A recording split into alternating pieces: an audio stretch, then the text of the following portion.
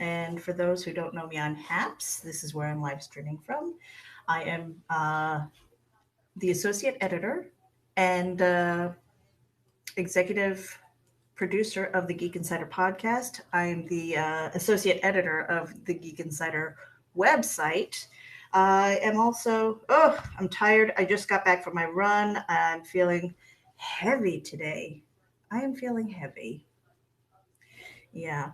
I got up for my run, and I basically rolled out of bed, washed up, brushed my teeth, put my shoes on, and went for about a mile and a half. That is part of my health and wellness journey. So when I say day 37, it's not because it's day 37 on Happs.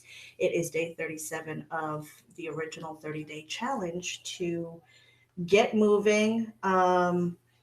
And do apple cider vinegar. I don't know if anybody else does the apple cider vinegar challenge, but I've been doing this every day, and it's helped with my appetite as well as drinking more water. It's cut down on my coffee. Um,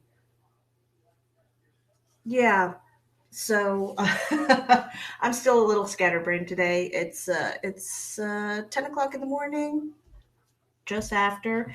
My good friend Brian K. Morris, he's also here on Haps. He's under Brian Morris, no K. I don't know why. But he does Never Mind the Furthermore on Mondays, Wednesdays, and Fridays.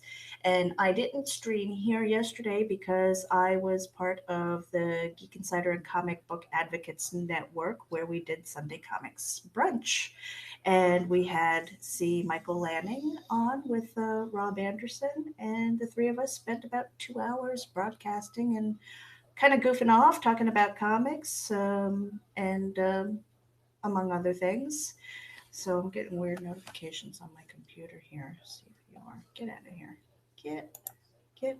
So today is the darkest day. In fact, it is December 21st, and it is the shortest day of the year. So kind of a play on words there, not because it's dark or spooky, but I was actually thinking about, there's that word again, actually. I can't stop saying it. It's a bad habit. Um, I was thinking about reading you one of the stories from the book that I'm getting ready to crowdfund. And that is the Compendium of Dread, Volume 1, an anthology of dark fiction. Let me tell you a little bit about that book. That book started off. Good morning, Cami. Let me put you up here. I'm still getting used to these tools on Happs. And I'm really liking this place. I'm really digging it for personal live streaming. For work, I think I still have to use StreamYard only because I don't have the capacity yet. I haven't earned it to get my intros and outros and upload those things. Those are blocked for certain people. They were allowed for others, probably because people were spamming and using copyrighted material, but we talked about that before. If you are watching any of my replays, that was on, I was on with Carl Witzman, Joe D. McPhee, and Brian Morris. So, yeah, we were talking about copyrighted material, takedown notices, and how spamming can really hurt a platform as well as those creators who use it.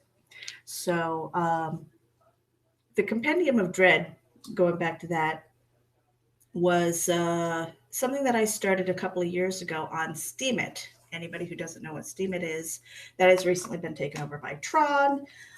It was a wonderful community. It doesn't seem as fun anymore, but we shared a lot of our content on the blockchain, and we built up a really cool community. That's the thing that I love. Happs has a built-in community, it seems, and a lot of people kind of know each other from Periscope, which is shutting down in March, and among other places. Bobby Shadow actually, there's that word again, actually, introduced me to Haps the other day, uh, and I recognized a lot of people from Blab.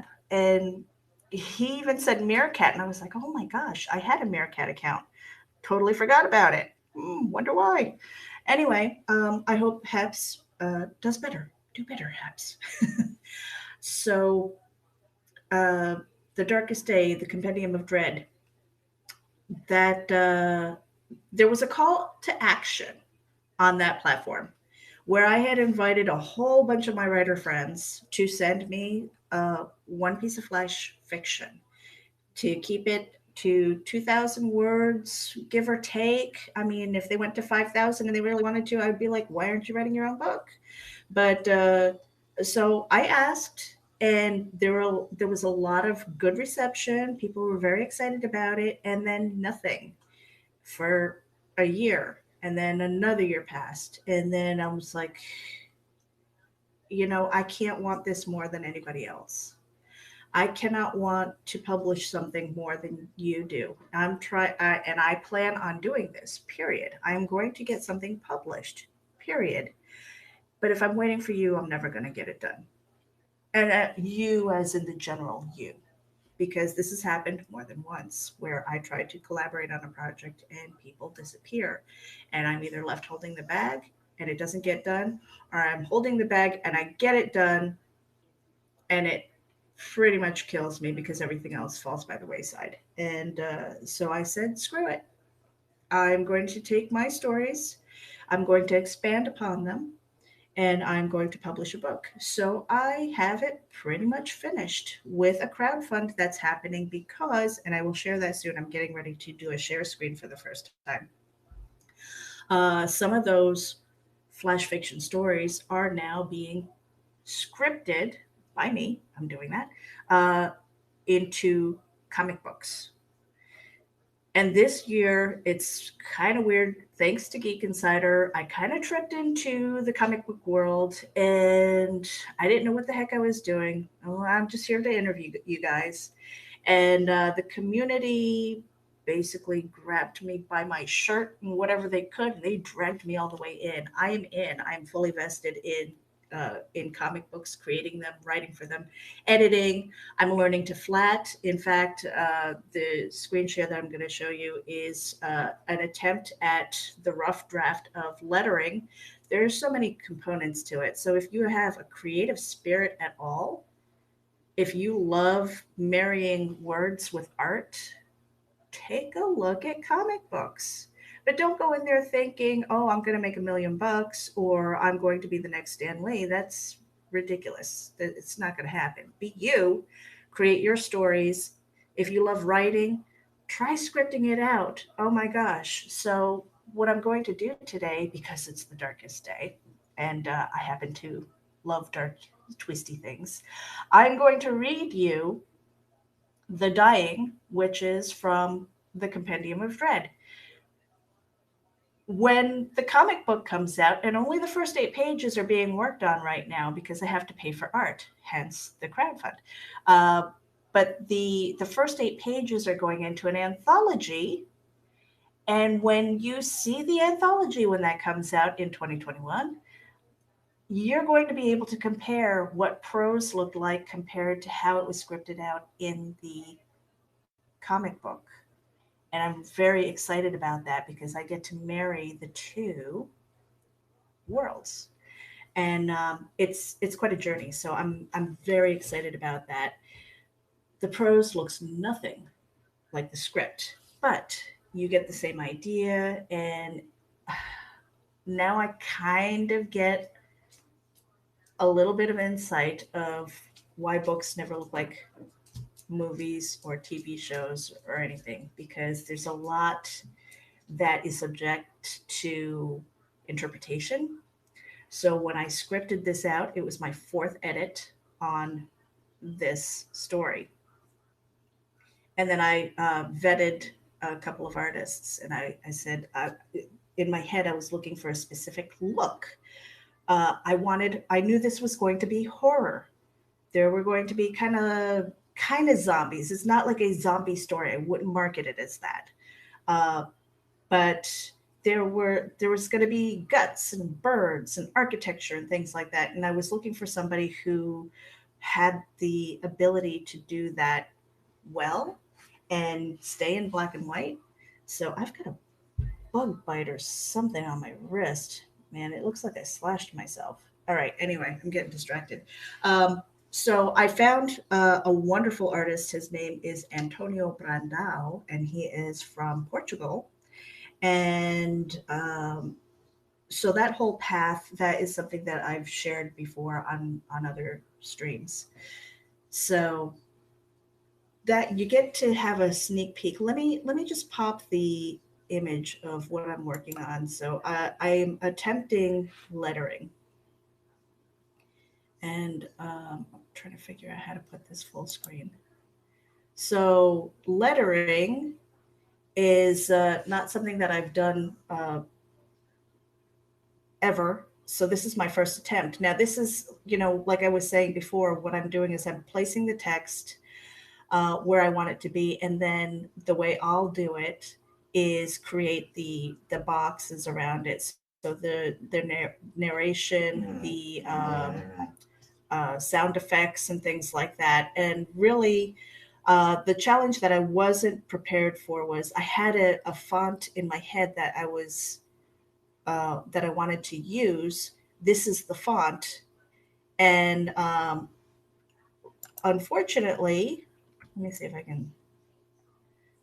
Uh, it well, I mean, I think it looks okay, but again, remember that I don't have the boxes around it, the narration boxes, or the sound effects and things like that. I'm just placing text based on my script. And so you can see here on the beginning and the end, I've come to realize that the catastrophic event of my birth uh, unleashes a portal into hell that rivals all of the scary bad parts of the Bible, but no more. I'm free. And then you see her dead in the water. But then she opens up her eyes. No, no! Oh my gosh, she's alive. Um, so I don't really do the art thing. I I write. I am going to try to do the art thing, believe it or not. I am going to collaborate on a story. It's going to be a little sexy piece with Nita Lanning, and she's here too on Happs, so maybe you should follow her as well. I cannot wait to see her next rant. Challenge is down. I've thrown down the gauntlet. But this art, look at this architecture, is absolutely stunning. And so what I'm doing is I'm laying out the text first, and that doesn't need to be full screen here. So I'm laying out the text first, and then I will put the boxes around it because Rob Anderson, who is a good friend of mine, and he's also one of the founding members of Terraform Comics, which I am a part of, um, he is pretty crazy about those there's those tails, the tails, the from the bubbles, and they have to be directed to the mouth. They don't they shouldn't be directed to the top of the head. They shouldn't be directed to the belly or any place else. It should be like clear direction that they are speaking. So there's a lot of things that I'm learning about scripting now. I Whether or not this text fits, I like it. I like that it's kind of bold for the older readers because I am an older reader, and this is definitely not made for kids. However, it would be okay, like PG-13, I think. Blood and gore and zombies and stuff like that. I think that would be okay. But again, I'm just so in love with this artwork. And not because it's my story, it's because he took my script and he ran with it. And I gave him pretty much creative license and some direction within the script to do that. So text is going to be an issue, or font, I should say. Is the font okay? Does that match the artwork? Um, and I'll be playing around with it because at the end of the day, this is my book, my aesthetics. If I can follow it along as a newbie comic creator and a newbie fan to comic books, uh, let me preface this by saying I grew up with the Sunday funnies. We couldn't afford comic books. We couldn't afford McDonald's when I was growing up. My father was in the army and he had to support a family of six. So it was hot dogs and beans and stuff like that. Comic books? No. Sunday funnies? We waited until Dad was done with the paper, and then the kids got the funnies. And I remember taking the Play-Doh and trying to get the images off of it because you would be covered in ink and everything. Um, then fast forward to middle school, and uh, my friends and I, we actually, there's that word again. Actually, I'm gonna call the show. Actually, I really am. Nita, are you listening? uh, yes, actually. Um, my friends and I in middle school, we scripted out something based on our favorite Star Wars characters, and we kind of married them with Indiana Jones and all that stuff because we were just super fans and we were really young. So we scripted this whole thing out. We created a comic book. We actually created a bunch of stories, and one of the stories we thought was so good, we sent that out to Steven Spielberg and George Lucas, and the response was a cease and desist. We're like, wait a minute, we're only 11. So that kind of that plus I tried collecting the Star Wars comic books because I was a super fan until Solo came out. We're not going to talk about that movie, um, or the prequels. Yeah, we're not going to do that. Um, so we took our comic books. Basically, I was collecting the Star Wars comic books. I had a nearly complete set at the time, and we're going back about 20, almost 30 years. Shh. And and I had them in storage, and one day they were gone. They were in the attic. They weren't bothering anybody, and Mom decided that she needed to clean the attic because she was cleaning the house or something, and they're in a they're in a garbage pile somewhere, buried. So that kind of killed it.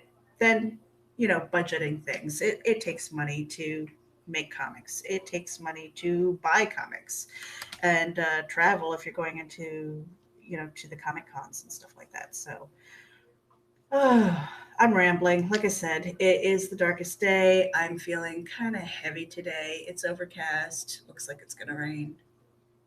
I don't mind the thunderstorms. I don't. But are you guys ready for a reading? Because from this story that you're seeing on the left, that is the script, came from the prose, and this is called The Dying. It will be in the Compendium of Dread that is going to be released soon. And the crowdfund is to pay for more art. That is the God's honest truth. All right, here you go. Here is the reading of The Dying. I am the beginning and the end.